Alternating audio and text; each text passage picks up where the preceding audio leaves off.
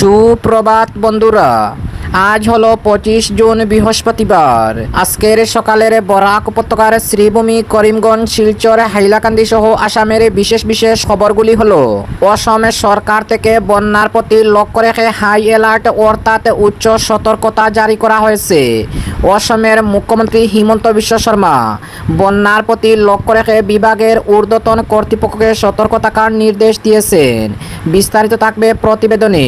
শিলচর, কাছাড় জেলা ও হাইলাকান্দি জেলা সহ অসম রাজ্যের 24 জন উচ্চ পর্যায়ের আধিকারিকদের বদলি। পানীয় জল ও স্যানিটেশন খাতে জোর প্রস্তুতি। প্রাক বাজেট বৈঠকে উন্নয়নের রূপরেখা মন্ত্রী কৃষ্ণেন্দু পালের। ষষ্ঠ শ্রেণী থেকে অষ্টম শ্রেণী পর্যন্ত 10 দিন ছাত্রছাত্রীদের ব্যাগ ছাড়া বিদ্যালয়ে যেতে শিক্ষা বিভাগের নোটিশ জারি। অসম রাজ্যে ডেঙ্গুতে আক্রান্ত হয়ে মৃত্যু হলো এক তরুণীর। শ্রীভূমি, করিমগঞ্জ জেলায় প্রধানমন্ত্রী গরিব কল্যাণ অন্ন যোজনার জুলাই মাসের চাল বরাদ্দ। নদীতে ডুবে নিখোঁজ হলেন এক বৃদ্ধা। জোরদার উদ্ধার অভিযান অব্যাহত। এবং জুবিন গর্গের মৃত্যু মামলায় নয়া মোড়। অভিযুক্ত শামকানু মহন্তের জামিন নিয়ে অসম সরকারকে নোটিশ সুপ্রিম কোর্টের। তাহলে বিস্তারিত খবরে যাওয়ার আগে অবশ্যই ভিডিওটিতে একটি লাইক দিয়ে চ্যানেলটি সাবস্ক্রাইব করে পাশের বেল আইকনটি বাজিয়ে রাখবেন এবং ফেসবুক পেজে দেখে থাকলে পেজটি ফলো করে ভিডিওটি শেয়ার করবেন, যাতে সঠিক খবরগুলি সবার কাছে পৌঁছাতে পারি। এবার শুনুন আজকের খবরের বিস্তারিত। প্রথম খবর, অসম সরকার থেকে বন্যার প্রতি লক্ষ্য রেখে হাই অ্যালার্ট অর্থাৎ উচ্চ সতর্কতা জারি করা হয়েছে। অসমের মুখ্যমন্ত্রী হিমন্ত বিশ্ব শর্মা বন্যার প্রতি লক্ষ্য রেখে বিভাগের ঊর্ধ্বতন কর্তৃপক্ষকে সতর্ক থাকার নির্দেশ দিয়েছেন।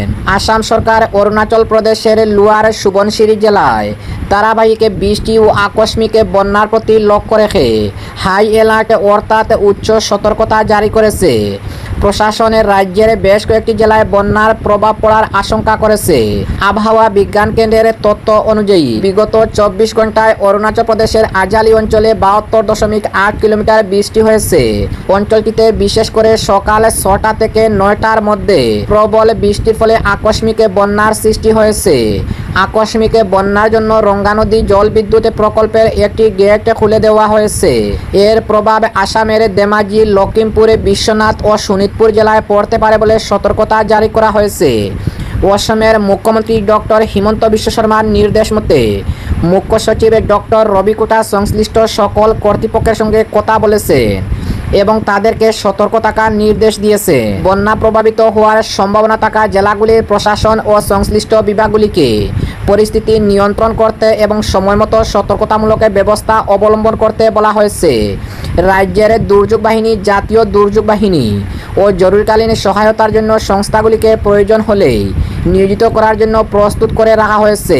অপরদিকে শিলচর, কাছাড় জেলা ও হাইলাকান্দি জেলা সহ অসম রাজ্যের 24 জন উচ্চ পর্যায়ের আধিকারিকদের বদলি। শিলচর, কাছাড় জেলা ও হাইলাকান্দি জেলা কমিশনার সহ অসম রাজ্যের মোট 24 জন শীর্ষ আধিকারিককে রদবদল করা হয়েছে। গতকাল বুধবার অসম সরকার এক সরকারি বিজ্ঞপ্তিতে একাধিক আইএএস ও এসসিএস কর্মকর্তার বদলি ও নতুন দায়িত্ব প্রদানের কথা ঘোষণা করেছে। বিজ্ঞপ্তি অনুযায়ী শিলচর, কাছাড় জেলার কমিশনার আয়ুষ গর্গকে সমগ্র শিক্ষা অসম মিশনের ব্যবস্থাপনা পরিচালক হিসাবে বদলি করা হয়েছে। তার স্থলাভিষিক্ত হচ্ছেন দক্ষিণ শালমারা মানকাসারের জেলা কমিশনার রাহুল কুমার গুপ্তা। উদালগুড়ির জেলা কমিশনার জয় বিকাশকে হাইলাকান্দি জেলায় দায়িত্ব প্রদান করা হয়েছে। এছাড়া বরপেটার জেলা কমিশনার রোহন কুমার জাকে বরাক উপত্যকার উন্নয়ন বিভাগের সচিব এবং অসমের রেজিলিয়েন্ট রুরাল ব্রিজ প্রোগ্রামের প্রকল্প পরিচালক করা হয়েছে। বিজয়া ভাস্কর রেড্ডিকে সংখ্যালঘু কল্যাণ উন্নয়ন বিভাগের অতিরিক্ত সচিবের দায়িত্ব দেওয়া হয়েছে। বিশেষ মুখ্য সচিব সৈদাইন আব্বাসীকে আবাসন ও নগর বিষয়ক দপ্তরের অতিরিক্ত দায়িত্ব থেকে অব্যাহতি দিয়ে সেচ বিভাগের অতিরিক্ত দায়িত্ব প্রদান করা হয়েছে। সমগ্র শিক্ষা অসম মিশনের ব্যবস্থাপনা পরিচালক ডক্টর ওম প্রকাশকে পরিবেশ ও বন দপ্তর এবং দক্ষতা কর্মসংস্থান ও উদ্যোগিতা বিভাগের কমিশনার ও সচিব হিসাবে নিয়োগ করা হয়েছে। এদিকে হুজাইয়ের জেলা কমিশনার দেবপ্রসাদ মিশ্রকে স্বরাষ্ট্র ও রাজনৈতিক বিভাগের সচিব চিরাঙ্গের জেলা কমিশনার মধুসূদন নাথকে কৃষি বিভাগের সচিব এবং ধুবড়ীর জেলা কমিশনার মেঘানিধি দাহালকে অর্থ বিভাগের সচিব এআইডিসির ব্যবস্থাপনা পরিচালক হিসাবে দায়িত্ব দেওয়া হয়েছে। এছাড়া অসমের বঙ্গাইগাঁওয়ের জেলা কমিশনার দিবাকর নাথকে ধুবড়ী, মাজুলির জেলা কমিশনার সৃষ্টি সিংকে মরিগাঁও এবং অর্থ বিভাগের যুগ্ম সচিব পরীক্ষিত তৌদামকে দক্ষিণ শালমারা মানকাচার জেলা কমিশনার হিসাবে নিয়োগ করা হয়েছে। সাধারণ প্রশাসন বিভাগের সচিব সঞ্জয় দত্তকে হুজাই, রাজস্ব ও দুর্যোগ ব্যবস্থাপনা বিভাগের অতিরিক্ত সচিব রাতুল চন্দ্র পাঠককে মাজুলি, প্রশাসনিক সংস্কার ও প্রশিক্ষণ বিভাগের অতিরিক্ত সচিব নবদ্বীপ পাঠককে বরপেটা এবং মহিলা ও শিশু উন্নয়ন বিভাগের অতিরিক্ত সচিব পুলক পাটকিরকে ওদালগুড়ির জেলা কমিশনার হিসাবে দায়িত্ব দেওয়া হয়েছে। দরং জেলা পরিষদের মুখ্য কার্যনির্বাহী আধিকারিক কৈরবী শইকিয়াকরণকে বিশ্বনাথ জেলার জেলা কমিশনার, বিশ্বনাথের জেলা কমিশনার লক্ষ্মীনন্দন সাহারিয়াকে বঙ্গাইগাঁওয়ের জেলা কমিশনার এবং কৃষি বিভাগের যুগ্ম সচিব গোকুল চন্দ্র ব্রহ্মকে চিরাঙ্গের জেলা কমিশনার হিসাবে নিয়োগ করা হয়েছে। অপরদিকে পানীয় জল ও স্যানিটেশন খাতে জোর প্রস্তুতি। প্রাক বাজেট বৈঠকে উন্নয়নের রূপরেখা মন্ত্রী কৃষ্ণেন্দু পালের। আসন্ন অসম বিধানসভা অধিবেশনে নতুন অর্থবর্ষের বাজেটকে সামনে রেখে জনস্বাস্থ্য কারিগরি পিএইচই বিভাগের এক গুরুত্বপূর্ণ প্রাক বাজেট বৈঠকে বুধবার জনতা ভবনে অনুষ্ঠিত হয়।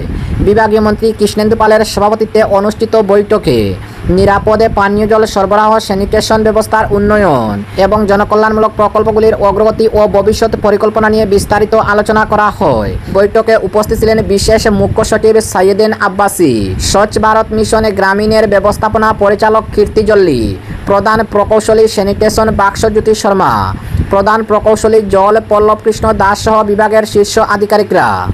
সূত্রের খবর, বৈঠকে রাজ্যের বিভিন্ন জেলায় পানীয় জল সরবরাহ প্রকল্পের অগ্রগতি, গ্রামীণ ও শহরে এলাকায় স্যানিটেশন অবকাঠামোর বর্তমান অবস্থা এবং আগামী বাজেটে অগ্রাধিকার ভিত্তিক প্রকল্পগুলির জন্য প্রয়োজনীয় অর্থ বরাদ্দ নিয়ে আলোচনা করা হয়। বিশেষ গুরুত্ব পায় কেন্দ্রের জল জীবন মিশন এর অধীনে অসমের চলমান প্রকল্পগুলি।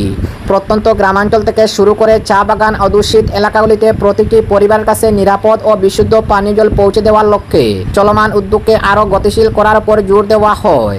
পাশাপাশি জল সংরক্ষণে পানীয় জলের গুণমান বজায় রাখা এবং দীর্ঘমেয়াদী জল ব্যবস্থাপনা সংক্রান্ত কার্যকর পরিকল্পনা নিয়ে আলোচনা করা হয়। বৈঠকে মন্ত্রী কৃষ্ণেন্দু পাল বলেন, নিরাপদে পানীয় জল ও স্বাস্থ্যসম্মত পরিবেশ নিশ্চিত করা সাধারণ মানুষের জীবনমান উন্নয়নের অন্যতম প্রধান শর্ত। রাজ্য সরকারের উন্নয়ন নীতির কেন্দ্রে রয়েছে জনস্বাস্থ্য ও জনকল্যাণ। সেই লক্ষ্য পূরণে আগামী বাজেটে পিএইচই বিভাগের গুরুত্বপূর্ণ প্রকল্পগুলিকে বিশেষ অগ্রাধিকার দেওয়া হবে।